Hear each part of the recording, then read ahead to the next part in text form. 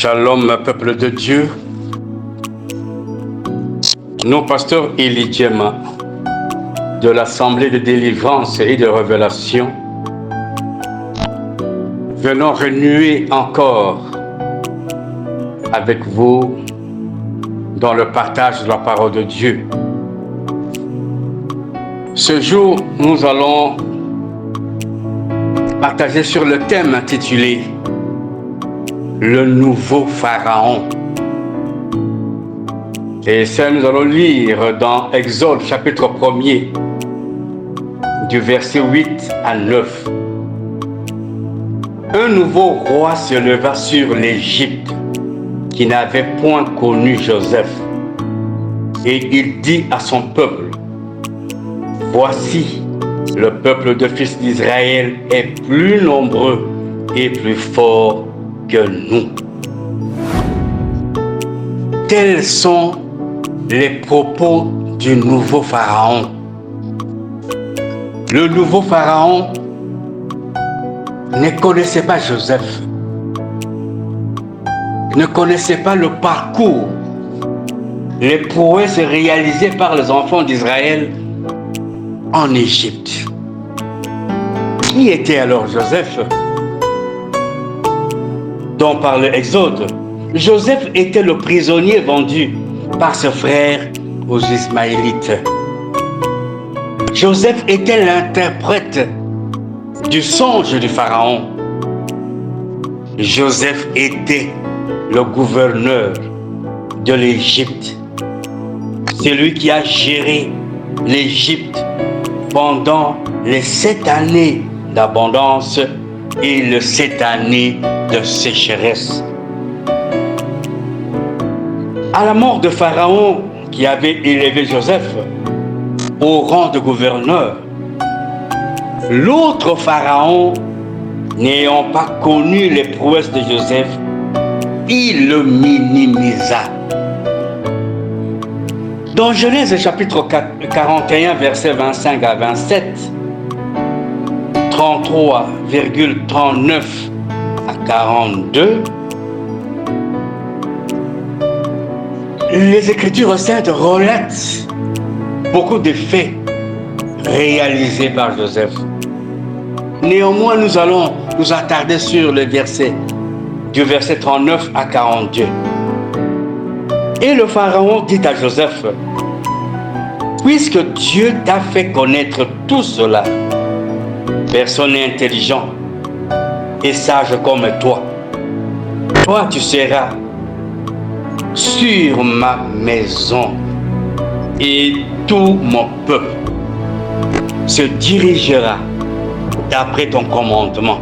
Seulement, quant au trône, je serai plus grand que toi. » Et le Pharaon dit à Joseph, « Vois, je t'ai établi sur tout le peuple, sur tout le pays d'Égypte. » Et le Pharaon ôta son anneau de sa main et le mit à la main de Joseph. Et il le revêtit de vêtements de byssus et mit un collier d'or à son cou. Joseph était intronisé par Pharaon lui-même et il y régna. Bien-aimé dans le Seigneur, à cette époque, tu fais du bien, tu opères de miracles, tu sauves de vie, tu réconcilies les familles, tu assistes des malades. Attends-toi que ton salaire ne viendra pas des hommes. Les gens qui viendront pourront ne pas apprécier à juste valeur le fruit de tes efforts. Nos bonnes œuvres, nos bons actes ne sont pas toujours appréciés par les gens de notre époque ou par les gens de l'époque qui vont suivre. Pour la simple raison que l'homme oublie facilement. L'homme est toujours ingrat. Le nouveau Pharaon arrive, il y balaie d'un revers de la main tout ce que l'ancien Pharaon avait établi, avait reconnu sur Pharaon, sur Joseph et les Israélites.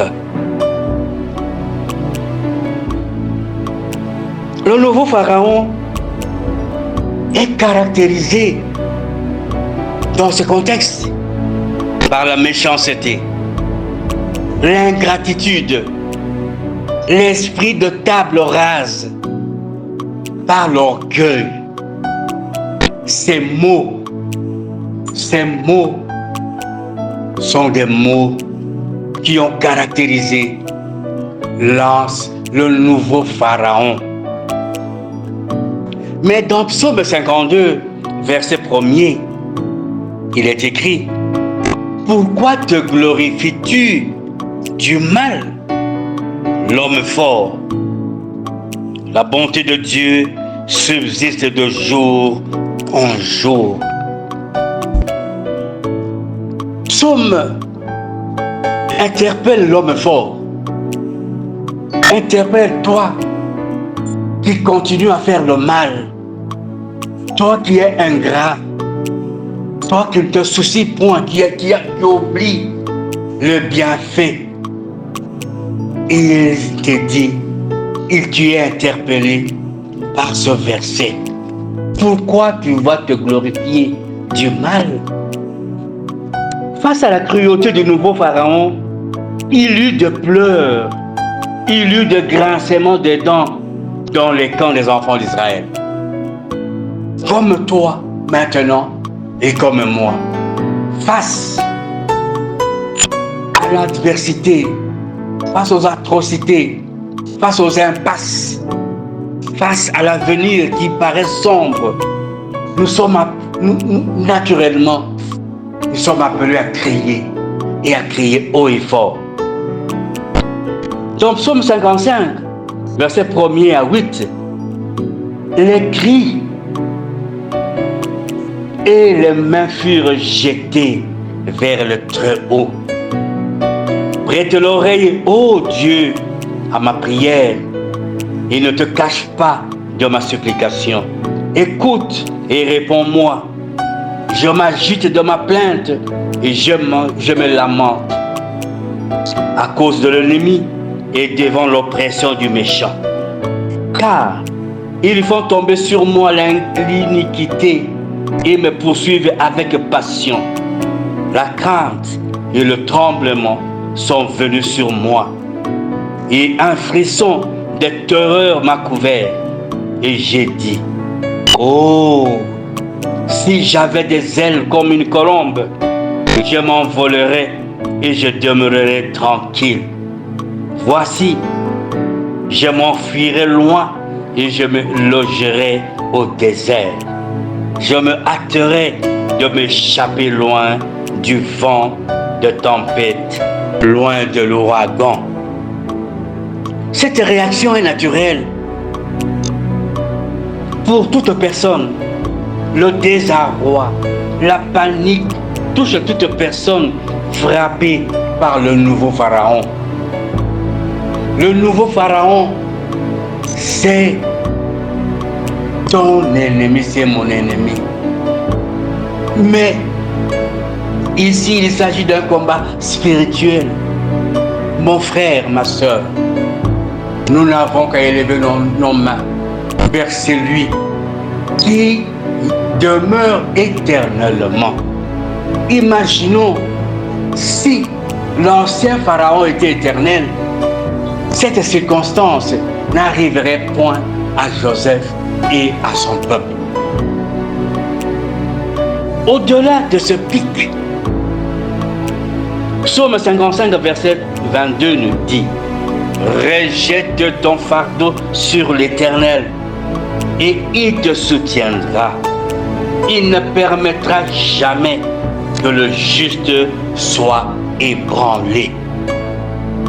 Nous sommes appelés à nous rabattre, à nous remettre, à nous abandonner entre les mains du Très-Haut. Il est puissant. Il est tout puissant. Bien-aimé dans le Seigneur,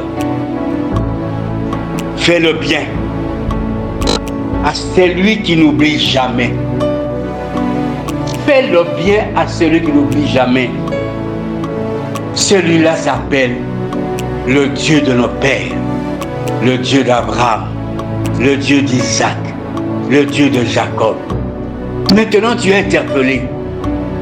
Tu fais du bien à qui? À un homme qui a une mémoire courte. Fais le bien. Je te recommande de faire le bien à celui qui n'oublie jamais. Il demeure éternel. À celui qui est éternel, servez Dieu qui est le même hier, aujourd'hui et éternellement. L'homme partira. L'homme va oublier. L'homme va balayer d'un revers de la main. L'homme viendra avec son nouveau schème. Il va corriger. Il va trouver des fautes là où toi tu as écrit ou parlé. Mais Dieu demeure pour toujours. Et il te rendra au temps favorable. Maranatha, pasteur Eli Djem, ouvrier de la 11e heure. Pour tout contact éventuel, le 243 89 18 78 834, où vous pouvez nous joindre dans notre chaîne YouTube en écrivant Assemblée de délivrance et de révélation. C'est à quoi nous vous invitons à vous abonner, à cliquer sur la cloche de notification et à partager l'évangile de notre Seigneur Jésus-Christ.